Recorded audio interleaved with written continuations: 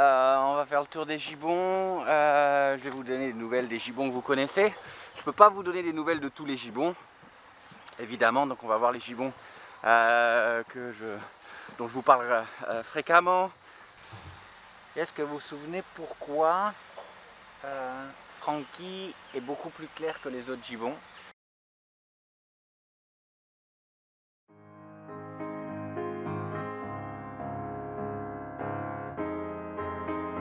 C'est parce que c'est un gibbon Muleri aboti qu'on trouve dans le nord-ouest de Bornéo, nord de la province ouest de Kalimantan et puis en Malaisie.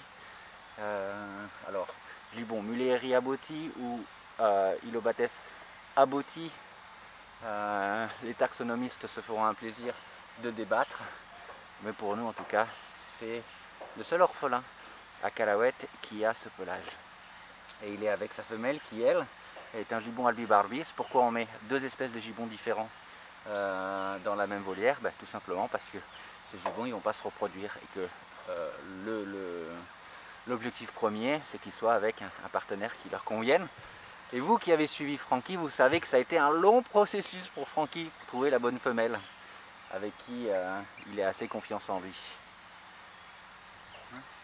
Tu te rappelles? Tu te souviens de tes autres femelles? Ouais, oui.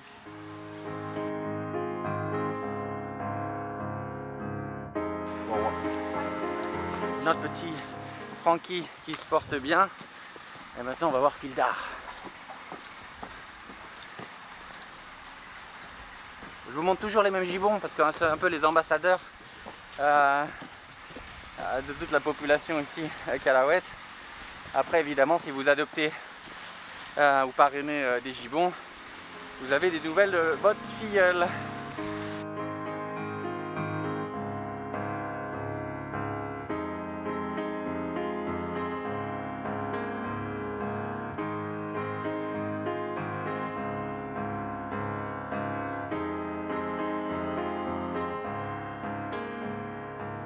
Vous voyez Fildar derrière moi avec sa main comme ça qui est en train de chercher sa nourriture. Parce que je vous rappelle que Fildar évidemment il est 100% aveugle. Il ne voit absolument pas. Donc il a mémorisé sa volière. Et il vient comme ça voir s'il y a encore des bananes ou pas. Là où on a l'habitude de le nourrir. Il se trouve qu'il n'y en a plus.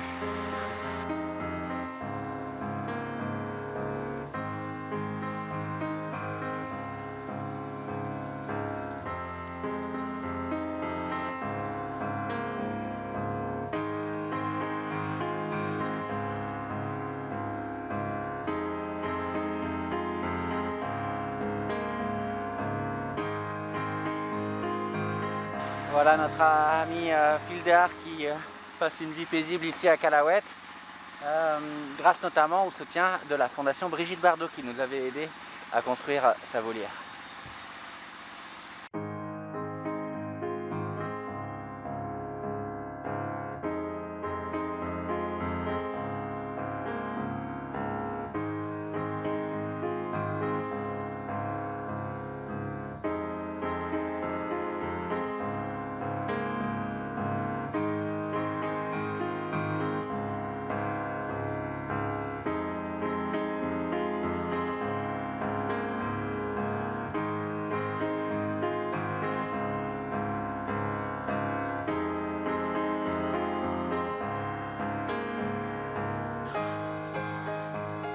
Voilà, fin de journée, je suis dans la volière avec Souci et Eddie, mais je suis venu trop tard, ils sont déjà dans leur poubelle, ce que vous voyez. Là il y a Eddie qui est là-bas, Souci est là-bas. J'ai passé du temps à les filmer avant de m'asseoir, et pour eux c'était trop tard. Pour eux, passer 4 heures de l'après-midi, c'est l'heure d'aller dormir. Ils vont tous les deux très bien. Souci, il perd pas de poids malheureusement, mais ils sont tous les deux en bonne santé. Et Eddie Maintenant, ça fait 1 an et demi qu'il est dans cette nouvelle volière et je le sens beaucoup plus épanoui qu'avant. Et c'est parce qu'il n'y a pas du tout d'autres gibbons autour de la volière. Donc c'est bien de les voir comme ça. Alors je passe toujours un peu de temps avec eux. Pas trop parce que comme encore une fois je ne veux pas m'incruster dans leur couple. Et 2-3 fois Souci a fait quelques signes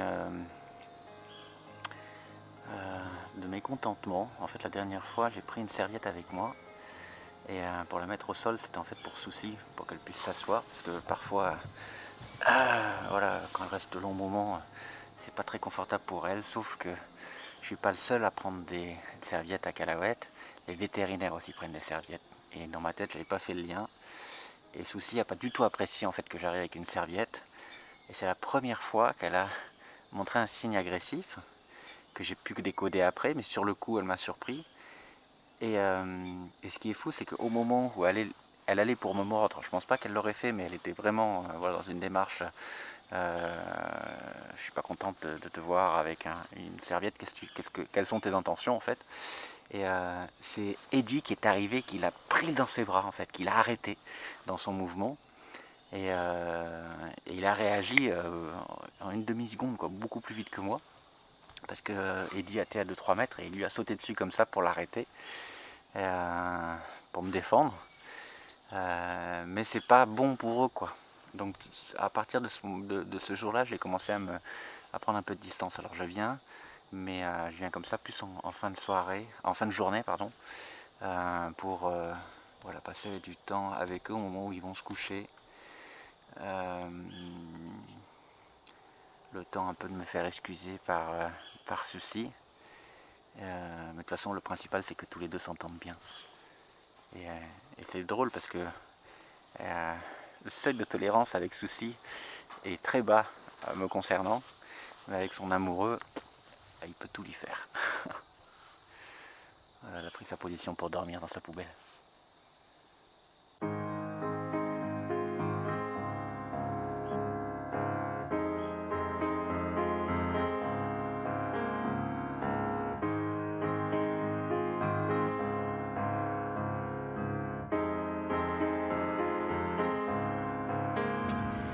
Voilà, on se retrouve dans mon bureau pour une dernière très bonne nouvelle. La semaine dernière, on a sécurisé 18,7 hectares de forêt pour agrandir la réserve d'Oulan qui passe aujourd'hui la barre des 750 hectares. Pour vous qui suivez Calahuète depuis longtemps ou qui venez d'acheter mon livre Hâte d'être à demain, vous savez de quoi je parle. Évidemment tout ça en partenariat avec le village Bouton, mais ce qui est nouveau c'est qu'aujourd'hui on a un partenariat avec le village du sud, le village de Buntok Baru, ce qui nous permet de sécuriser maintenant de la forêt au sud de la piste qui jusqu'à présent faisait la frontière sud de la réserve. Donc c'est pour ça que vous voyez sur la carte, il y a un petit bout de réserve maintenant qui est de l'autre côté de la piste à Djiaman et bien on va sécuriser plus de forêt puisque cette zone est vraiment utilisée par les animaux et notamment les grands orang-outans dont Maurice. Voilà une très bonne nouvelle, donc on continue, action concrète, résultats concrets, on continue de regarder vers la lumière. Merci pour votre soutien, continuez pour qu'on puisse sécuriser encore plus de forêts et normalement d'autres très bonnes nouvelles devraient bientôt arriver concernant la forêt à Bornéo et à Sumatra. Vous voyez sur la carte, beaucoup m'ont posé la question à quoi correspondent les zones rouges au milieu de la réserve. En fait ce sont des terrains qui sont en cours de négociation. Alors pas forcément sur le prix, mais où les propriétaires ne sont pas au village en ce moment, donc c'est des processus qui sont en attente, donc des zones qui vont être sécurisées mais qui ne le sont pas encore. C'est pour ça qu'il y a comme ça des petites zones rouges au milieu de la réserve. Donc voilà les dernières nouvelles de Calahuète. Et puis comme d'habitude, moi je vous dis à lundi prochain pour une nouvelle vidéo. Encore merci pour votre soutien. Bye bye.